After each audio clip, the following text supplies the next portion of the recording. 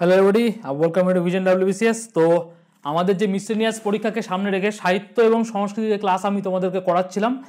আজকে আর একটা ক্লাস আমরা দেখব। দেখো আজকে যেটা দেখবো সেটা হচ্ছে সাহিত্যে নোবেলজয়ী মহিলারা এবং ভারতবর্ষ। এটা কিন্তু তোমাদের 1909 থেকে 2024 সাল পর্যন্ত একদম আপডেটেড, যদিও 2022 সাল পর্যন্ত তোমাদের মহিলারা কিন্তু পেয়েছিল এবং এখানে কিন্তু 2022 সাল পর্যন্ত পুরো আপডেটেড লিস্ট কিন্তু আছে। এক নম্বর।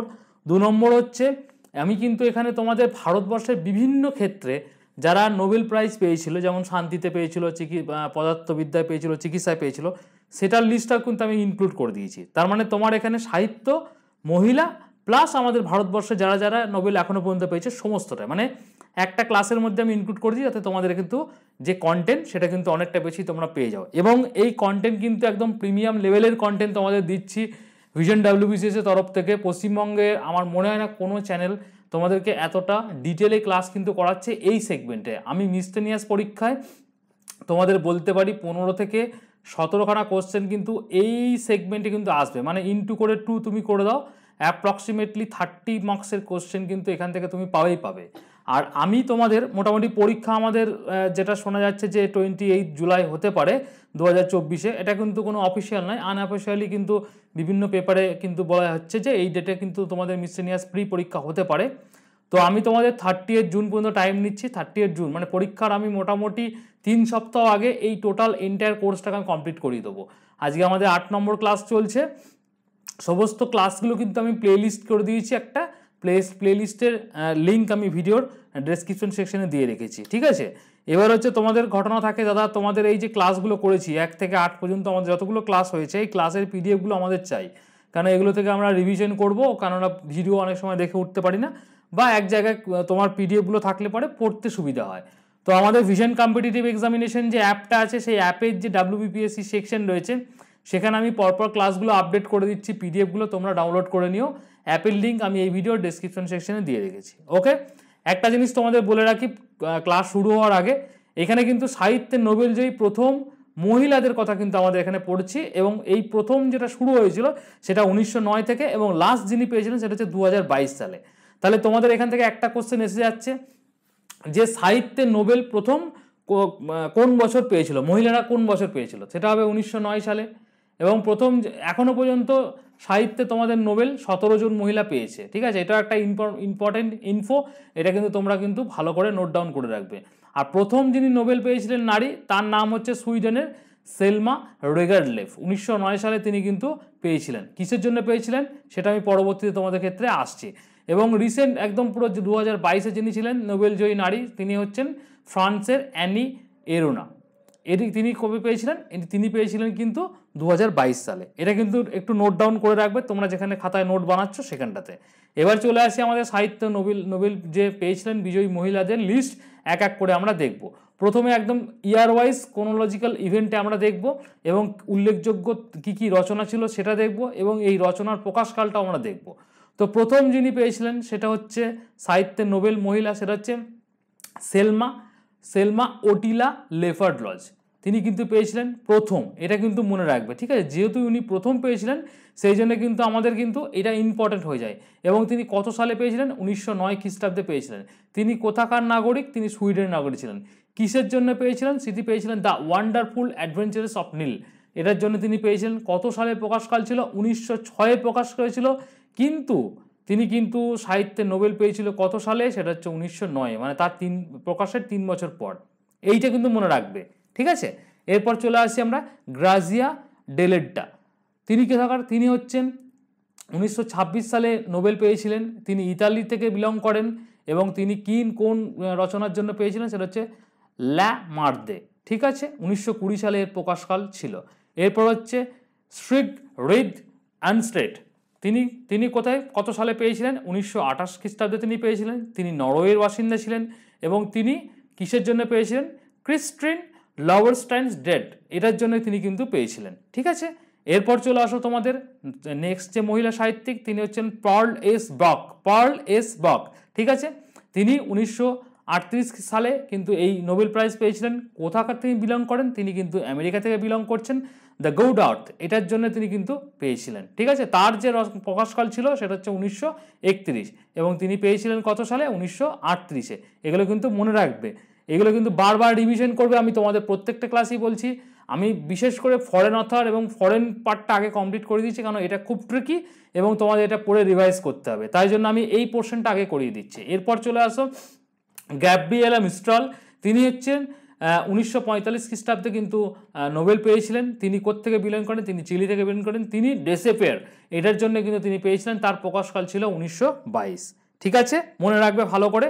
এরপর চলে আসো আমাদের নেক্সট নেলি স্যাচাস। তিনি সুইডেন থেকে বিলং করছেন। 1966 সালে তিনি নোবেল পেয়েছিলেন এবং তার যে উল্লেখযোগ্য রচনা সেটা হচ্ছেন এলি the mystery play of the suffering of Israel. এটা অফটা একটু এখানে একটা স্পেস হতো, অফ ইসরায়েল। 1943 সালে তার প্রকাশকাল ছিল এই যে রচনাটা তার। ঠিক আছে, এরপর চলে আসো নাদিয়েন গার্ডিমার। তিনি হচ্ছেন দক্ষিণ আফ্রিকার কিন্তু বাসিন্দা ছিলেন। 1991 তিনি তো প্রথম যিনি মহিলা, প্রথম তো না, যিনি মহিলা তিনি কিন্তু এই নোবেল প্রাইজটা পেয়েছিলেন। দ্য কনজারভেশনিস্টের জন্য তিনি পেয়েছিলেন। 1974 সালের প্রকাশকাল ছিল। ঠিক আছে, এরপর হচ্ছে টনি মরিসন কিন্তু আমেরিকার বাসিন্দা ছিলেন এবং 1993 সালে তিনি এই নোবেল প্রাইজটা পেয়েছিলেন। এবং বিলবোর্ডের জন্য তিনি কিন্তু পেয়েছিলেন 1987 সালে, তার রচনা ছিল। এবার তোমাদের কোশ্চেন এসে যেতেই পারে যে দ্য বিলবোর্ড এই যে রচনাটি কার রচনা, তখন তোমাদের উত্তর হবে টনি মরিসন। এবার হচ্ছে বলা যেতে পারে যে এই টনি মরিসন তিনি কি সাহিত্যের জন্য নোবেল পেয়েছিলেন না কোন ক্ষেত্রের জন্য নোবেল পেয়েছিলেন, এটাও আসতে যেতে পারে। এখানেও তোমাদেরকে কিন্তু ভালো করে করতে হবে। এরপর হচ্ছে উইসলেয়া সিমব্রক্সকা। ঠিক আছে, তিনি কিন্তু পোল্যান্ডের বাসিন্দা ছিলেন। 1996 খ্রিস্টাব্দে তিনি কিন্তু এই সাহিত্যের নোবেল পেয়েছিলেন। তার যে রচনা ছিল সেটা হচ্ছিলেন ডুক রোপেক। 2006 সালে তিনি কিন্তু এই প্রকাশকাল ছিল এবং যে সালে, আচ্ছা এটা কিন্তু মিস্টেক হয়েছে, টাইপিং মিস্টেক হয়েছে, কারণ প্রকাশকালটা কোনোদিনই এর সঙ্গে এটা হবে না, এটা তোমার মনে হচ্ছে যেন ভুল আছে, এটা টাইপিং এরার হয়েছে, এটা তোমরা বাদ দাও। এরপর হচ্ছে অ্যালফ্রেডো জেলেনিক। তিনি কিন্তু 2004 সালে কিন্তু পেয়েছিলেন এবং তার যে তিনি কিন্তু অস্ট্রিয়া থেকে বিলং করছিলেন। দ্য পিয়ানো টিচার তিনি কিন্তু এইটার জন্য পেয়েছিলেন। 1983 সালে তার কিন্তু প্রকাশকাল ছিল। ওকে, এরপর চলে আসো ডোরিস লেসিং। এইটা ইম্পর্টেন্ট তোমাদের হয়ে যাচ্ছে এই জন্য, তিনি কিন্তু সবথেকে প্রবীণ নাগরিক ছিলেন যিনি কিন্তু এই 88 বছর বয়সে কিন্তু এই নোবেল জয়ী কিন্তু হয়েছিলেন। ঠিক আছে, তিনি কিন্তু গ্রেট ব্রিটেনের ছিলেন। 2007 সালে তিনি কিন্তু পেয়েছিলেন। দ্য গোল্ডেন নোটবুক 1962 সালে তিনি লিখেছিলেন। এইবার ইনি কিন্তু সব থেকে প্রবীণ, ঠিক আছে, প্রবীণ নাগরিক, তিনি কিন্তু এই সাহিত্যের নোবেল পেয়েছিলেন মহিলাদের সেগমেন্টের মধ্যে। এটা তোমরা কিন্তু ভালো করে নোট ডাউন করে স্টার মার্ক রেখে দেবে। কোশ্চেন যদি খুব বেশি টেক্সট ট্রিকি এবং যেহেতু কম্পিটিশন অনেক বেশি, এই ধরনের কোশ্চেন তোমাদের এসে যেতেই পারে, তো সেক্ষেত্রে তোমাদের কিন্তু খুব ভালো করে এটা গো থ্রু করতে হবে। ঠিক আছে, নেক্সট চলে আসো হার্টা মুলার। তিনি কিন্তু জার্মানির নাগরিক ছিলেন। 1909 সালে তিনি কিন্তু এই নোবেল পেয়েছিলেন। দ্য হাঙ্গার অ্যাঞ্জেল এইটার জন্য তিনি পেয়েছিলেন। 1909 সালের প্রকাশকাল ছিল। অ্যালিস মুনরো তিনি কানাডার কিন্তু নাগরিক ছিলেন। 2013 সালে তিনি পেয়েছিলেন। ডান্স অফ দ্য হ্যাপি সেইডস 1968 সালে তার প্রকাশকাল ছিল। এইটা তোমাদের কিন্তু উল্লেখযোগ্য রচনা। এরপর হচ্ছে তোমাদের সেতলানা অ্যালভেক্সিক তিনি কিন্তু ছিলেন। তিনি কিন্তু বেলারুসের কিন্তু নাগরিক ছিলেন এবং তার কিন্তু অনেকগুলো কিন্তু তোমাদের ছিল যেগুলো তোমাদের এখানে দেওয়া রয়েছে, যেমন the war in the Afghanistan, এটা তোমাদের হচ্ছে সেকেন্ড হ্যান্ড টাইমস, এটা ইম্পর্টেন্ট, এই দুটো কিন্তু তোমাদের ইম্পর্টেন্ট, এইটা কিন্তু তোমরা কিন্তু ভালো করে নোট করে রাখবে। ঠিক আছে, এরপর চলে আসো তোমাদের মহিলা সাহিত্যিকের মধ্যে নেক্সট হচ্ছে ওগলা তোকরচুক। তিনি পোল্যান্ডের বাসিন্দা ছিলেন। 1918 সালে তিনি কিন্তু পেয়েছিলেন। তার কিন্তু যেটা খুব উল্লেখযোগ্য রচনা ছিল সেটা হচ্ছে দ্য বুকস অফ জ্যাক্স, এইটা কিন্তু তোমাদের ইম্পর্টেন্ট। ঠিক আছে, এইটা ইম্পর্টেন্ট। আর ফ্লাইটস এটাও ইম্পর্টেন্ট।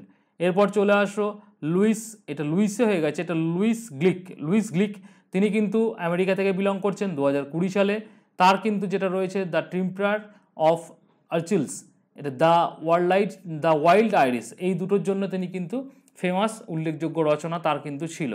এরপর হচ্ছে একদম লেটেস্ট মানে সর্বশেষ যিনি কিন্তু পেয়েছিলেন সেটা হচ্ছে অ্যানি অ্যারনো। তিনি কিন্তু ফ্রান্সের বাসিন্দা এবং 2022-এ এরপর কিন্তু কেউ কিন্তু মহিলা নোবেল কিন্তু পায়নি। এইটা তোমাদের মনে রাখতে হবে, এটা স্টার মার্ক দিয়ে রাখো। এখন কিন্তু 2024 চলছে, তার মানে তোমাদের কোশ্চেন আসতেই পারে যে সাহিত্যের নোবেল মহিলাদের ক্ষেত্রে লাস্ট কোন বছর পেয়েছিল, সেটা 2022। এটার জন্য কিন্তু ইম্পর্টেন্ট হয়ে যেতে পারে। দ্য ইয়ার্স, ঠিক আছে, দ্য ওমেন্স অফ স্টোরি, এই দুটো তার কিন্তু উল্লেখযোগ্য রচনা। তো এই হচ্ছে তোমাদের মোটামুটি মহিলা সাহিত্যিক ক্রোনোলজিক্যাল ইভেন্টে 1909 থেকে 1922 পর্যন্ত সবগুলো তোমাদের কভার আপ করিয়ে দিলাম। এগুলো পিডিএফটা তোমরা নিয়ে নেবে, পিডিএফটা নিলে কিন্তু তোমাদের এই রিভিশন দিতে কিন্তু সুবিধা হবে। এবার চলে আসো ভারতীয় বংশোদ্ভূত নোবেল পুরস্কার বিজয়ীদের তালিকা, এখানে কিন্তু তোমাদের দিয়ে রেখেছি, ঠিক আছে। এইটা হচ্ছে ইম্পর্টেন্ট, ভারতীয় যেহেতু তার জন্য। এখানে দুটো জিনিস ইম্পর্টেন্ট, একটা হচ্ছে কোন বিষয়ে পেয়েছে সেটা, এই নাগরিকত্বটা খুব বেশি ইম্পর্টেন্ট না হলেও কোনো ব্যাপার নেই, এটা না মনে রাখলেও হবে। আর একটা হচ্ছে তোমাদের কোন বছর পেয়েছিল। বলে দিতে পারে যে এই তোমাদের চন্দ্রশেখর মানে সিভি রমন পদার্থবিদ্যায় নোবেল কত সালে পেয়েছিল, এরকম তোমাদের কোশ্চেন এসে যেতে পারে। তাহলে তখন কী হবে, 1930। তো এখানে 1902 সালে যেটা রোনাল্ড রস পেয়েছিল চিকিৎসা শাস্ত্রের জন্য। এরপর হচ্ছে 1907 সালে রুইগার্ড কিপলিং পেয়েছিল সাহিত্যের জন্য। এবার দেখো, এরা ভারতে জন্মগ্রহণ ব্রিটিশ নাগরিক ছিল, ঠিক আছে, এরা এবং এটা দুটোই। এরা হচ্ছে ব্রিটিশ ভারতের নাগরিক ছিল কে, রবীন্দ্রনাথ ঠাকুর 1913 সাহিত্যের ক্ষেত্রে তিনি পেয়েছিলেন। আচ্ছা, সিভি রমন পেয়েছিল পদার্থবিদ্যাতে। এবং 1968 সালে তোমাদের হরগোবিন্দ খুরানা পেয়েছিল চিকিৎসা শাস্ত্রে। মাদার টেরেসা পেয়েছিল নোবেল পেয়েছিল শান্তিতে। শান্তি হচ্ছে তোমার 1979 খ্রিস্টাব্দে, তিনি আলবেনিয়ায় জন্মগ্রহণ করেছিলেন, পরে তিনি ভারতীয় নাগরিকত্ব গ্রহণ করেছিলেন। তিনি কিন্তু 1979 খ্রিস্টাব্দে নোবেল পেয়েছিলেন কিসের, কোন ফিল্ডে, সেটা হচ্ছে শান্তির জন্য। সুব্রমণিয়াম চন্দ্রশেখর তোমাদের পেয়েছিল পদার্থবিদ্যায়। এবং 1983 খ্রিস্টাব্দে 1998 অমর্ত্য সেন অর্থনীতির উপরে পেয়েছিল। এরপর 2001 সালে তোমাদের বিদ্যাধর সূর্যপ্রসাদ নাইপল, তিনি কিন্তু সাহিত্যের জন্য পেয়েছিলেন। এবার 2009 সালে ভেঙ্কটরমণ রামকৃষ্ণন পেয়েছিলেন রসায়ন শাস্ত্রের জন্য। কৈলাস সত্যার্থী শান্তির জন্য কিন্তু পেয়েছিলেন 2014 সালে। এবং লেটেস্ট সব থেকে আগে মানে একদম লেটেস্ট যেটা হচ্ছে অর্থনীতিতে আমাদের অভিজিৎ ব্যানার্জি পেয়েছিল 2019 সালে। তাহলে অর্থনীতি থেকে দুজন, অমর্ত্য সেন এবং আমাদের অভিজিৎ ব্যানার্জি। অমর্ত্য সেন হচ্ছে 1998-এ। এই ইয়ারগুলো ইম্পর্টেন্ট, কোন কোন ফিল্ড পাচ্ছে সেটা ইম্পর্টেন্ট, নামটা তো অবশ্যই ইম্পর্টেন্ট, কে কোন নাগরিকত্ব পেয়েছে বা কোন কোন দেশের সেটা অতটা ইম্পর্টেন্ট না হলেও এরকম কিন্তু পরীক্ষা তোমাদের আসবে না, ঠিক আছে। তো আজকে মোটামুটি তোমাদের এই ক্লাস, সেটা হচ্ছে আমি তোমাদের করিয়ে দিলাম যে নোবেল কে কোথা থেকে পেয়েছিল সেটা, এবং ভারতের নোবেল জয়ী। এটা কিন্তু তোমাদের মিসলেনিয়াস ক্লার্কশিপ পরীক্ষার জন্য, এটা যদিও নাও হয় ডেডিকেটেডলি কিন্তু মিসলেনিয়াসের জন্য এই পরীক্ষাটা। এবং তোমাদের রেলওয়ে আপকামিংস আসছে, তারপরে তোমাদের সিজিএল রয়েছে, ওখানেও কিন্তু এই নোবেল জয়ী মানে অ্যাওয়ার্ড অ্যান্ড অনার্স সেকশন থেকে অনেক কোশ্চেন কিন্তু দেয়। তো ওগুলো তোমরা দেখতে পারো, যারা প্রিপারেশন নিচ্ছ ওর সঙ্গে একসাথেই হয়ে যাবে। তো পিডিএফটা তোমরা আগেও বলে দিয়েছি, এখনও বলে দিচ্ছি, পিডিএফটা আমাদের ভিশন কম্পিটিটিভ এক্সাম অ্যাপের, তোমরা এই WBCXN-এ গেলেই miscellaneous free PDF class PDF বলে একটা অপশন পাবে। অ্যাপের লিঙ্ক আমি ভিডিও ডেসক্রিপশনে দিয়ে রেখেছি, ওখান থেকে ডাউনলোড করে সব থেকে তোমাদের 8খানা ক্লাস হয়ে গেছে, 8খানা ক্লাসেরই পিডিএফ। এবং মিসলেনিয়াসে এখনও পর্যন্ত 4খানা এমসিকিউ মানে 200 কোশ্চেনের এমসিকিউ, সেটার পিডিএফ আমি প্রোভাইড করে দিয়েছি, তোমরা ডাউনলোড করে নিও, ঠিক আছে। আর প্লে লিস্ট বানিয়ে দিয়েছি সমস্ত তোমাদের ক্লাসের প্লে লিস্ট, এখানে তোমরা গেলে পরে তোমরা পরীক্ষার আগে কিন্তু এই প্লে লিস্ট ওপেন করলে পরে এখান থেকে তোমরা রিভিশনটা করতে পারবে, ঠিক আছে। ক্লাস কেমন লাগলো ডেফিনেট করে আমাকে জানিও। টিল দেন তোমাদের সঙ্গে নেক্সট টপিক নিয়ে খুব তাড়াতাড়ি তোমাদের সঙ্গে দেখা হচ্ছে। টিল দেন সবাই ভালো করে রিভিশন করো, এবং 28শে জুলাই এই দিনটাকে তোমরা মাথায় রেখে পড়াশোনা করো। সেইভাবে তোমরা মোটামুটি এই সেগমেন্টে তোমরা আমার উপর ছেড়ে দাও। এই সেগমেন্টে আমি যতগুলো তোমাদের ছোটোখাটো একদম ছোটো থেকে ছোটো বিষয় এবং যতটা ডিটেলে করানো যেটুকু প্রয়োজন আমাদের, আমি সবটাই তোমাদের কভার করে দেবো। বাকি তোমাদের পিএসসি যদি এদিক ওদিক সিলেবাস বহির্ভূত কোশ্চেন না দেয়, ডেফিনেট করে এখান থেকে কিন্তু অনেক কোশ্চেন তোমরা কিন্তু দেখতে পাবে, ঠিক আছে। পরীক্ষায় কিন্তু খুব ভালো তোমাদের এখান থেকে মার্কস হবে আশা করি। তোমাদের এই টপিকের ওপর যেহেতু মেটেরিয়াল খুব একটা মার্কেটে অ্যাভেলেবেল নেই, সেক্ষেত্রে আমি মনে করলাম যে এই টপিকগুলো ক্লাসগুলো তোমাদের দিলে পরে হোপফুলি তোমাদের এখানে তোমাদের কিন্তু অনেকটা বেশি লাভ হবে, ঠিক আছে। তো তোমাদের মতামত অবশ্যই কমেন্ট সেকশনে জানিও এবং ভালো করে রিভিশন করো। Thank you.